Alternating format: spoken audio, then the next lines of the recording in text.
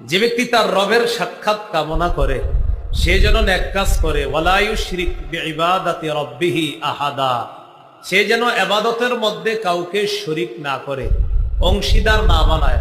মুফাসসিরিন কেরাম এই আয়াতের ব্যাখ্যায় লেখছে, ইবাদতে অংশীদার মানি অসংখ্য অগণিত মুসলমান ইবাদতে অংশীদার বানায়, শিরিক করে, রিয়া করে, আরেকজনকে দেখানোর জন্য ইবাদত করে, এটাই শিরিক হবে, এটা রিয়া হবে। এজন্য ইবাদত রিয়া মুক্ত করা, শিরিক মুক্ত করতে পারলে আল্লাহকে দেখা যাবে। এক সাহাবী নবীরে বললেন, হুজুর, ইবাদত যদি আল্লাহর জন্য করি, মানুষ যদি প্রশংসা করে তাও কি রিয়া? আমি ইবাদত আল্লাহর জন্য করলাম, কিন্তু মানুষ প্রশংসা করে, এটাও কি রিয়া?